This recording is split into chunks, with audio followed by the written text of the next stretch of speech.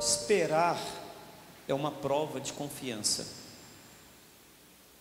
Eu só posso esperar se eu confiar em quem prometeu fazer ou em quem prometeu que virá. Para mim poder parar a minha vida para esperar alguma coisa, quando eu paro a minha vida para esperar alguma coisa, eu estou dizendo aquele ou a quem eu estou esperando que eu acredito que virá. A Bíblia nos manda esperar com paciência pelo Senhor.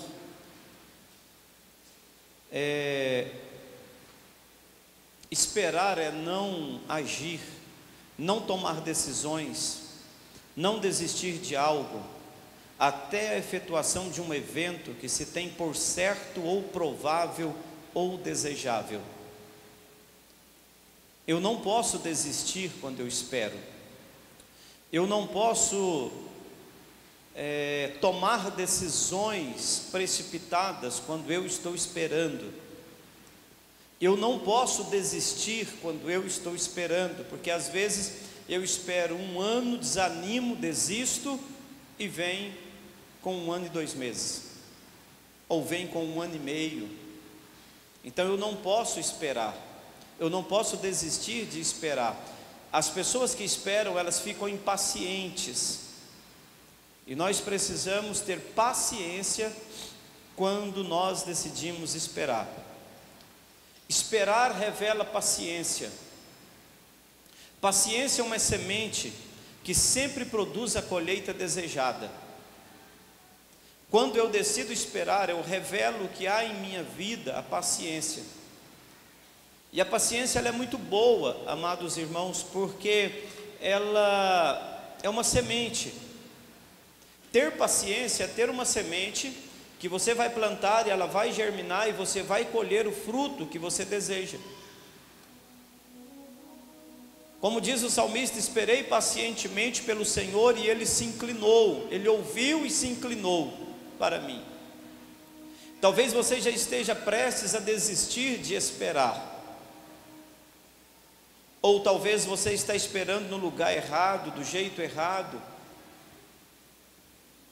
Há pessoas que chegam ao ponto de fazer uma prova com Deus, mais ou menos assim: eu vou viajar para São Paulo, eu vou para o aeroporto, e a empresa que eu vou viajar, ela sai do terminal 2, mas eu creio tanto que eu vou para o terminal 1. Aí o voo vai embora e você fica lá. Aí eu tenho que ir para Brasília de ônibus, e eu sei que o ônibus ele parte do terminal rodoviário, então eu vou fazer o seguinte: eu vou para a praça da prefeitura esperar lá. Meu irmão, o ônibus vai embora e você vai ficar. Talvez um dos problemas seu é esperar no lugar errado. Quando eu espero, eu me rendo. Por que as pessoas elas começam a meter os pés pelas mãos e começam a fazer besteiras em cima de besteiras? Porque elas não sabem esperar. A pessoa que não sabe esperar, ela não sabe receber direcionamento. A pessoa que não sabe esperar e não sabe receber direcionamento, ela não sabe qual caminho percorrer. E se eu não sei qual caminho percorrer, provavelmente eu vou chegar no lugar errado. E o pior disso é que as pessoas fazem isso tudo em nome de Deus, como se Deus tivesse direcionado elas para aquele caminho que na verdade Deus não direcionou. Qual é o lugar da espera? Qual é o lugar em Deus que eu tenho que ficar aguardando o socorro, a salvação, estar aguardando a benevolência dEle? Há um lugar que eu tenho que encontrar, há um lugar que eu tenho que estar, que é o lugar que Deus planejou para a minha vida. Nós sofremos porque não temos uma palavra de Deus, nós temos uma palavra humana, nós temos decisões próprias, mas nós não temos uma palavra de Deus acerca daquilo que nós devemos fazer. Nós temos um sentimento no coração e dizemos que Deus falou conosco. E eu creio que Deus fica olhando e dizendo: como assim? Você está sofrendo tantas dores agora e está dizendo que eu falei com você? Porque a bênção de Deus, o favor de Deus não acrescenta nenhum tipo de dor. Se você está sofrendo nesse exato momento da sua vida, é fácil quando eu estou sofrendo dizer assim: eu estou passando pela vontade, pela prova. Por isso, o que é isso, irmão? Eu conheço pessoas há 20 anos que nunca saíram da prova. Israel só foi para a prova porque quis. Deus, é verdade que Deus diz: foi bom para vocês, Israel, desculpa, diz depois lá, foi bom para nós ter sido afligidos, mas precisava da aflição? Não, ouça antes que a aflição não precisa vir depois. É simples isso demais. Mas nós não estamos nos cercando dos cuidados necessários para evitarmos uma caminhada muito longa que pode custar toda a nossa vida.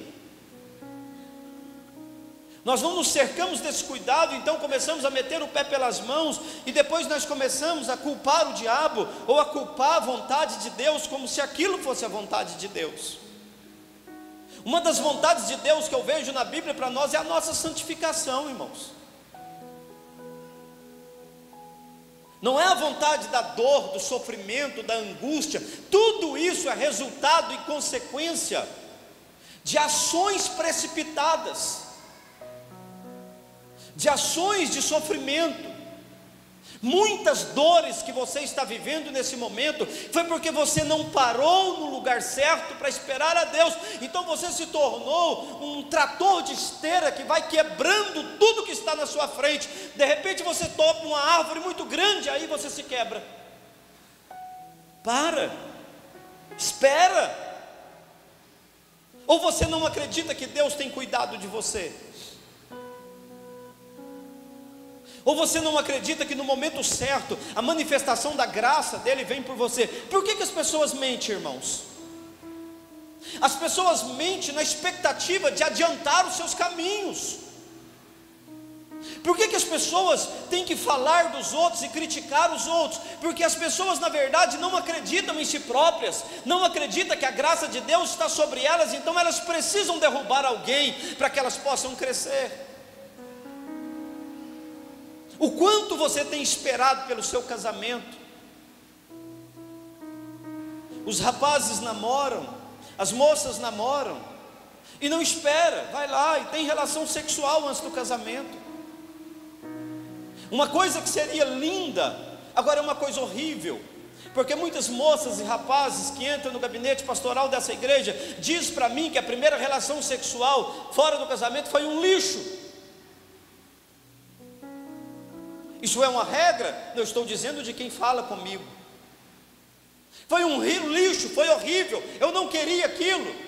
E além disso você vai atrair uma maldição. E aí os casais vão para o casamento, agora eles estão casados, e eles acham que agora a bênção vem sobre eles, e eles acham que tanto Deus quanto Satanás esqueceu o que está escrito contra eles.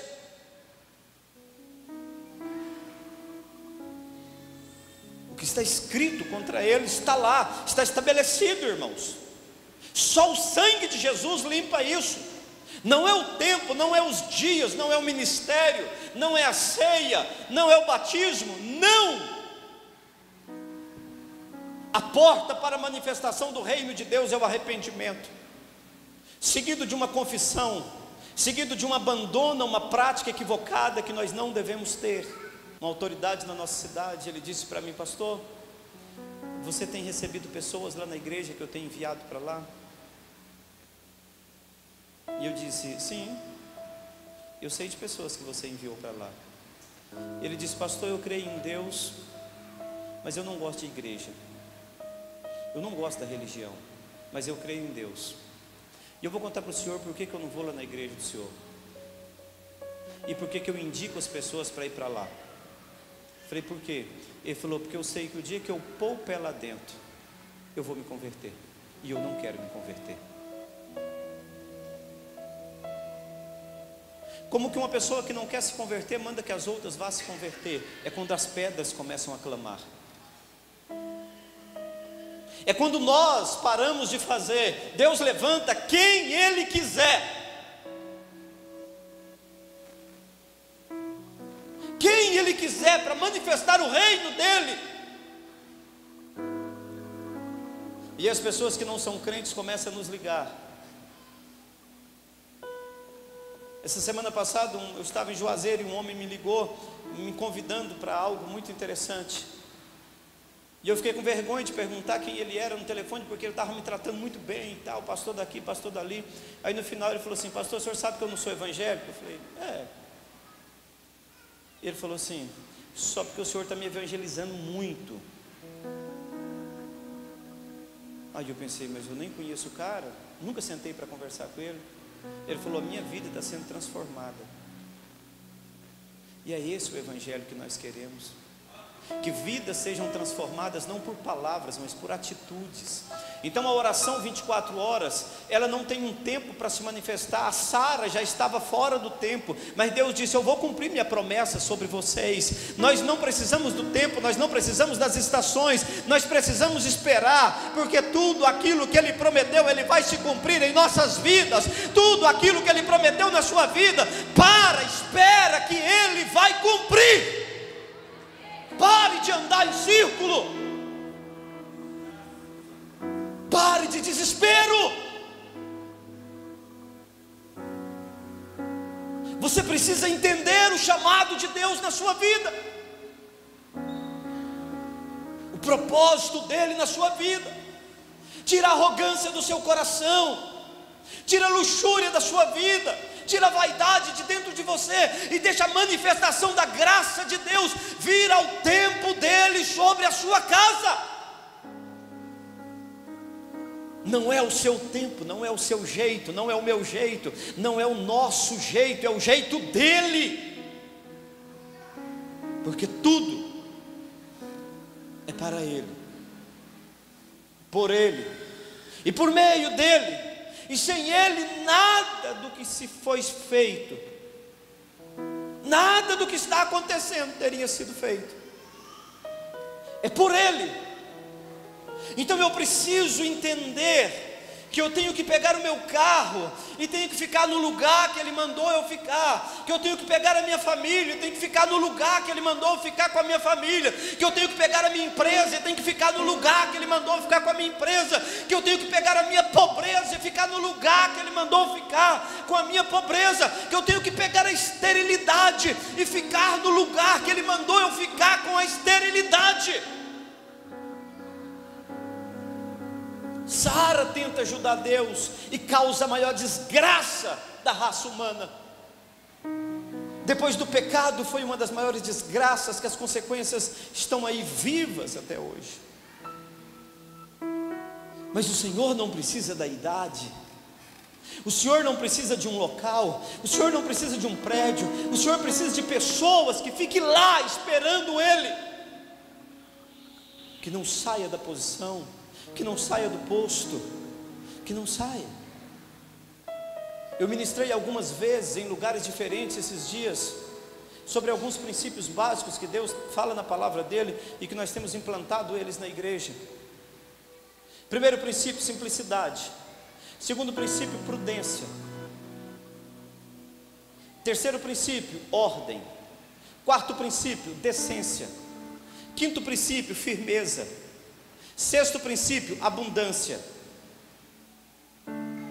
E sétimo princípio, constância. Põe isso aí no telão aí. Você precisa entender essas coisas. Às vezes você está morrendo porque os dias estão passando e a promessa dele não se cumpriu ainda na sua vida. Meu irmão, espera mais um pouquinho. Aquela música antiga que diz: se tu minha alma a Deus suplica,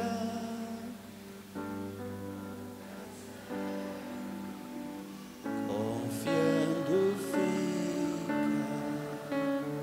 em suas promessas, que são muito ricas e infalíveis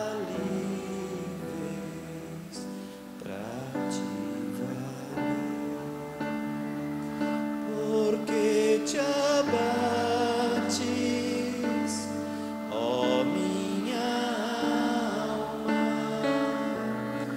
espera nele, com fé.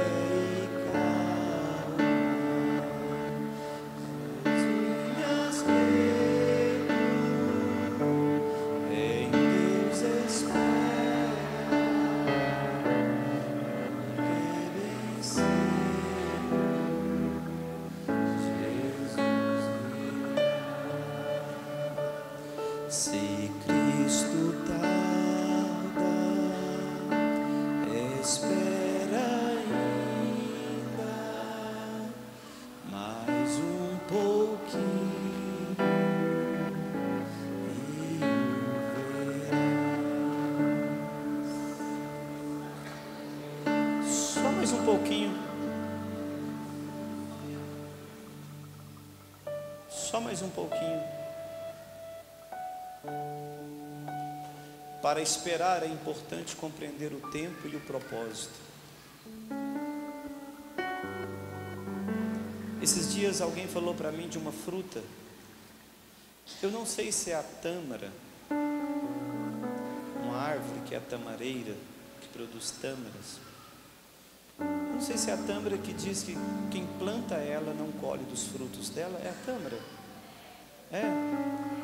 Eu sou Nildo, eu trouxe tâmara para você da Bahia, da África. Você plantou, né? Não vai comer, vai morrer. Tem sementes que você planta que você não vai comer os frutos dela, irmão. Outras pessoas vão comer os frutos dela. Para esperar é importante compreender o tempo e o propósito, porque em Eclesiastes 3:1 diz que tudo tem o seu tempo determinado, e há tempo para todo propósito debaixo do céu. E eu quero te ensinar uma coisa: há um tempo para todas as coisas na sua vida, correto? Sim ou não? Mas tem que existir um propósito. Todo o tempo na sua vida vai se cumprir mediante um propósito. Esse propósito, nós podemos entender ele como o propósito de Deus e podemos entender como um propósito que nós temos em Deus. Aí eu não sei fechar essa questão aqui não, irmãos. Mas eu quero acreditar que esse tempo é um propósito que eu estabeleço com o meu Deus, como uma aliança. Então esse tempo ele vai acontecer mediante aquele propósito que eu tenho. Olha como é interessante esse negócio. O problema nosso é uma vida sem propósito. Eu quero ganhar dinheiro. Para que eu quero ganhar dinheiro? Eu digo para Deus: Senhor, prospera a minha empresa. E Ele diz: para que você quer que eu prospere a sua empresa? Eu digo para o Senhor: prospere a igreja. E Ele diz para mim: para que você quer que eu prospere a igreja? Eu digo para o Senhor: prospere a minha casa. E Ele diz: para que você quer que eu prospere a sua casa? Qual a motivação sua de eu prosperar a sua casa? Por que você quer ter dinheiro?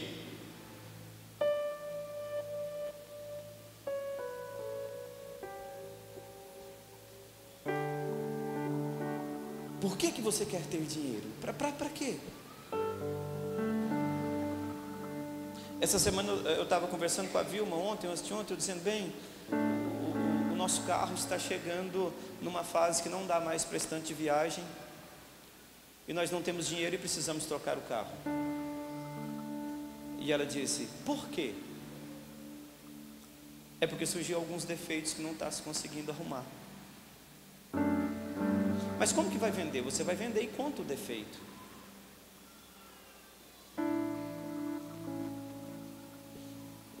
Para um pastor como eu que viaja muito, enquanto não tiver um carro novo, vai ter que trocar de carro todo ano, irmãos.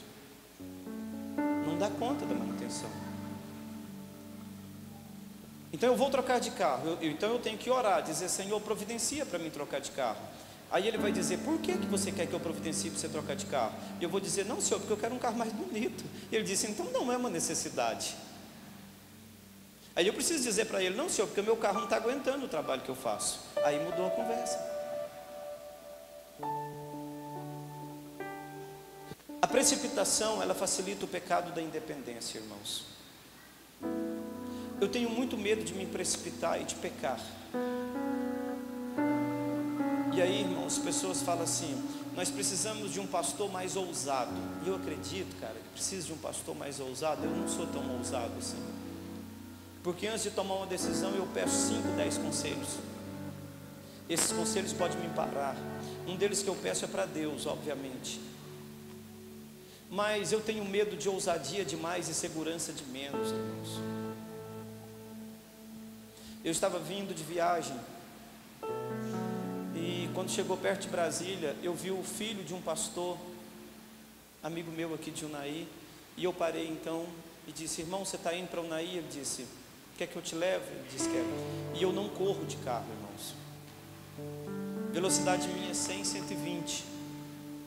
Quando eu estou com muita pressa e a estrada oferece uma condição 130 e o carro for bom, irmãos, e eu fiz essa viagem, eu fui e voltei a 100, 120. Antes de eu começar a descer a serra, eu olhei pelo retrovisor, o irmão estava dormindo, irmãos.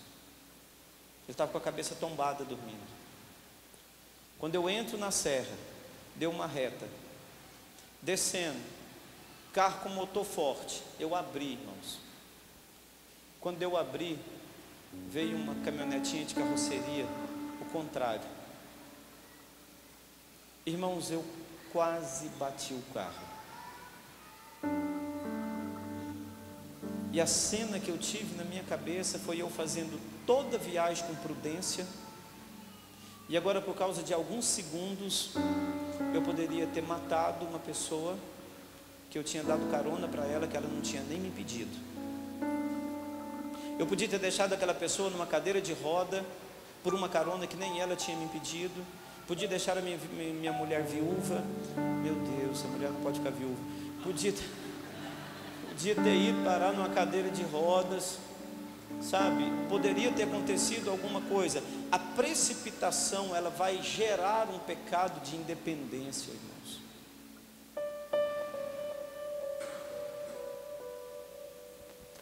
Amém? Amém? Não é bom proceder sem refletir, e peca quem é precipitado. Provérbios 19, 2. Você vai proceder, então reflita. O pessoal que trabalha junto comigo aqui, irmãos, eles são muito especiais, e eles têm muitas visões, eles entendem de muitas coisas, e eles me auxiliam muito. E é legal porque às vezes eles trazem ideias incríveis para nós. Pastor, isso aqui nós temos que executar. Mas é legal também que eles pegam essas ideias, eles geram essas ideias e traz essas ideias e coloca. E aí quando eles chegam no pastor, o pastor tem o dever de refletir sobre a ideia, do quanto ela é coerente.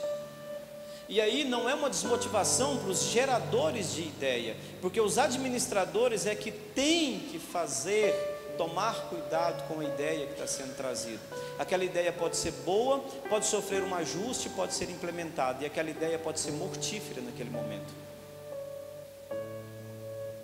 Ela pode ser mortal naquele momento, irmãos, porque a mesma droga que salva, ela mata também. A mesma droga que cura uma enfermidade, ela pode matar uma pessoa. Eu vou parar por aqui e continuo logo mais à noite. Mas é isso que eu gostaria de dizer para vocês. No temor de Deus, fique no lugar que Deus te chamou, não seja precipitado, e pergunte para Deus por que você está pedindo as coisas para Ele, o que você quer fazer com aquilo que o Senhor tem trazido sobre a sua vida. Vamos colocar em pé?